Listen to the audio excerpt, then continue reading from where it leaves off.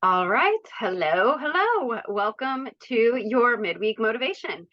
And today we are talking about the power of previous knowledge and experience and what that or how that impacts our motivation, whether positively or negatively. So, up on the screen, I have a few points here when it comes to knowledge and how that why it's something we're talking about today. So the first bullet here says that previous knowledge and experience can be used to develop desire and motivation to do more. On the flip side, it can also demotivate you. It can develop dread and demotivate you to do anything. So previous knowledge and experience can be really powerful in helping us to develop desire and motivation, but it can also ruin it for us unless we pay more attention to that. It can also activate and connect our prior knowledge to our desired goal. So you can take what you've learned in previous experiences, and you can use that knowledge and experience to activate your goal going forward, having learned from what worked or didn't work previously. By connecting that lesson learned and information that you gathered, you can then use that going forward. And like I said multiple times now, previous knowledge and experience impacts motivation both positively and negatively based on what that knowledge and experience entailed in relation to your desired action or behavior or goal, whatever you're referring to. All right, so a few things to really to really pull out how motivation does or can be impacted by this previous knowledge and experience is drive. So there are some studies out there that I was referencing and reading up on prior to this session where it was talking about children. And a lot of these are studies were done on children in how does motivation, especially like in school, for instance, for good behavior, for getting good grades, wanting to learn and grow and have that growth mindset. Where does that motivation come from and what does it impact for them? And so drive is one of these key things that motivation is closely related to. So having the drive to take action is one area that can be impacted. And then two, habit. So what you've learned is you will develop a drive based on your knowledge or experience of what worked well for you in that situation before. So if you got punished and yelled at, or something like that, it may have driven you to take a certain action or behavior. Or on the flip side, if you were rewarded and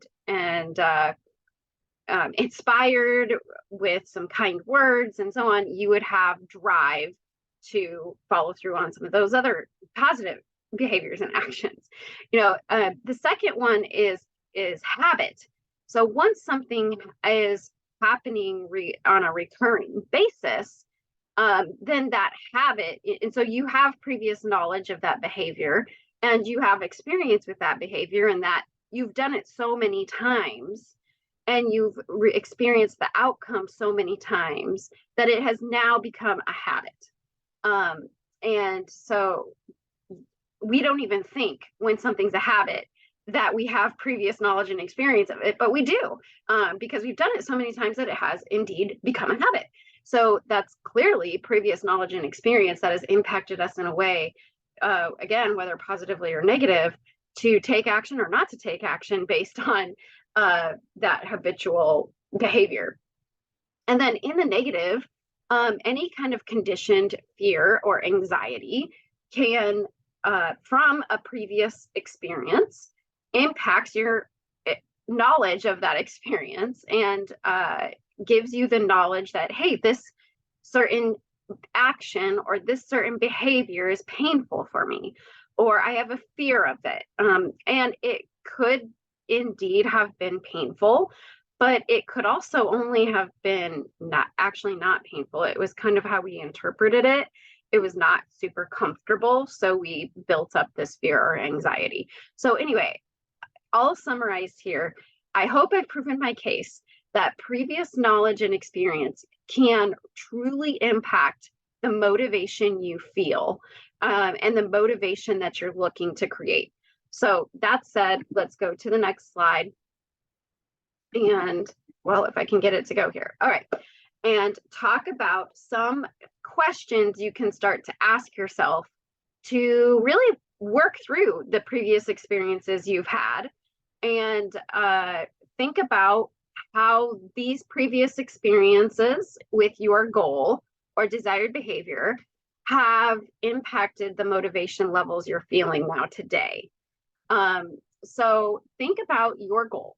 What is your goal that today or this week you are wanting to have more motivation to follow through on, to take action in, that you're wanting to really feel motivated to do? That's why we're here, right? To reignite our motivation for whatever that behavior is. So first of all, think about your behavior.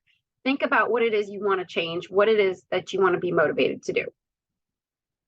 So do you have that? It might be, I want to feel motivated to go to bed at 10 p.m. Or it might be, I want to feel motivated to go on a 20-minute walk at lunch. Or I want to feel motivated to go to the fitness center and do strength training. Now, whatever it is that, or I want to feel motivated to, let me add in a food-based one. I want to feel motivated to eat the healthy fruits and vegetables instead of the cookies or cake or whatever it is there. So think about what had in the past tense, what drove you to do your best when you've had these goals before. So, because usually the areas we want to feel motivated in, we've probably dealt with that once before in our life, right? You know, where we've had that thought where we wanted to be motivated, even if it was just last week. So what previous experience have you had with your particular goal before, and what drove you to do your best with that goal? Just think about that. And if you want to put in the chat box, maybe what your goal was in just a couple words. So it might be eat better, you know, or eat less, or to sleep more, whatever it was. If you want to put that in the chat box, that'd be helpful. And what was it that drove you to do your best with that? At that, in the previous time, past tense. It might not be now, but what drove you back then? And then what drives you to do your best now? So it may be a little bit different because that previous experience, you may have realized, hey, that wasn't a powerful enough drive. One example I have of this is I had a weight loss goal before. It was after I had the kids, I had a weight loss goal. And what drove me was I wanted to just be at my pre-baby weight. And that's what drove me, is like, hey, I want the body before baby, you know? So that is what drove me. But it actually wasn't as powerful and actually wasn't exactly what I wanted post baby. Because I didn't want it before baby. I realized to have that body, I was doing, you know, hours a week of exercise. And post baby, I had a new baby. You know, I just was not going to, it wasn't congruent with the lifestyle I wanted to have because I had different goals. I had a different life at that point. So that's when you kind of think about what drove you before, and now what drives you today. What drives you to do your best in this goal today?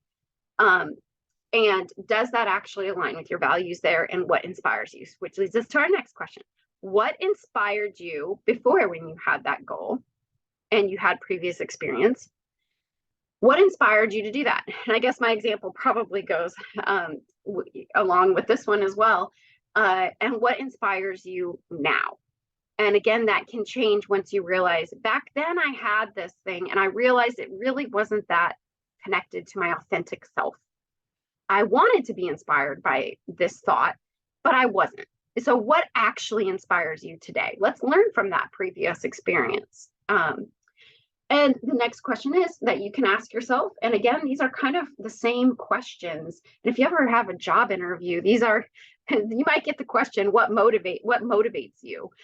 These are other things that you can think of the same question. What motivates you? What drives you? What inspires you? What are you passionate about? They're all saying similar ways to ask the same question. What makes you excited to follow through for your particular goal that you're wanting to be motivated to do and take action on? So these are some questions you can ask yourself. Write them down or pop them into an email to yourself to remind yourself to think about these sometime. If you're in a commute and you've got some time to ponder, turn off the radio or the podcast or whatever and think about these questions. So down below, there's an image here where it does show some previous experiences, present experience, and more experiences, and how the other word on here that I want to focus on is expectations. Our previous experiences, and then we've got expectations. And motivation can play a role in both of those and can be impacted by both of those, right? So if you have low motivation, you might have high expectations but low motivation, or vice versa. And so be thinking about the action you want to take, the previous experiences you've had, and the expectations you have had and have for now or in the future. And where does motivation fit into that? All right, so lastly today, I want to talk about how motivation is impacted positively and negatively in your particular experiences. Again, think these are questions you can ask yourself with those to learn, were your previous experiences, are they sabotaging your motivation today? Or are they empowering your motivation today?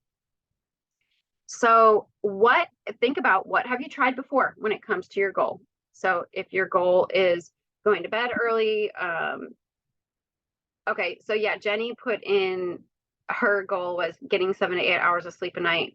What drives her is a better mood and energy. Yeah, so when you think about then, that was your goal and what has driven you. And if you aren't feeling motivated because it hasn't worked, or maybe it has worked, and that's impacting your motivation to get to bed at a certain time, what have you tried before? And what worked well? What do you wish had gone better? What did you like? What did you dread about going to bed at a certain time? What helped and what hurt?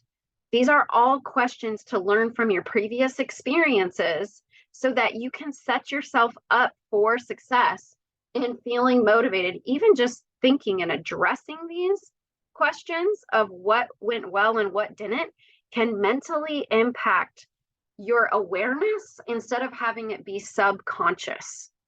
A subconscious dread that you've never dealt with might be impacting the motivation you feel to take action today. And so these are great questions to ask yourself to really help impact your motivation levels going forward with these goals that you've had previous knowledge or experience with before. And the quote I want to leave you with today is, one thorn of experience is worth a whole wilderness of warning. And have you ever had that before where someone was like, let's say you sign up for a 5K or a half marathon or even a marathon, and somebody says, hey, make sure you really avoid overtraining because you'll wind up getting injured. How many of us actually heed that warning, though, if we haven't had any experience with injury? Most of us don't. We ignore it. We follow the plan. We push harder because we have this goal, and we do these things. But once we have the experience of that pain, and I'm giving this as an example because the same thing happened to me. Hey, the recommendation was wear the right shoes. Make sure you're wearing the right shoes. But I wanted the flashy, cool looking, really nice shoes that looked great. Not the ones that were ugly, but supported my foot the right way, So, but darn did I learn within the first few weeks, once the mileage started getting up there, that those shoes were not going to work for me with that 1/3 of experience. So think about your own experiences and learn from those. And really focus on what you had tried before, what went well, what you had wished had gone better. What did you like? What did you dread? What helped and what hurt? And be true and authentic with yourself. Because the only person that is going to benefit from you going through this, and being authentic is you. Being inauthentic is not going to help you with increasing your motivation. So be authentic, really work through some of these things, whether they're positive or negative. And I think you will see your motivation increase over the next few weeks as you work through some of these questions. So, do you have any questions today or anything like that? Pop them in the chat box and we will address those in future sessions or via email. Thank you so much for joining. We'll see you here next week for your midweek motivation.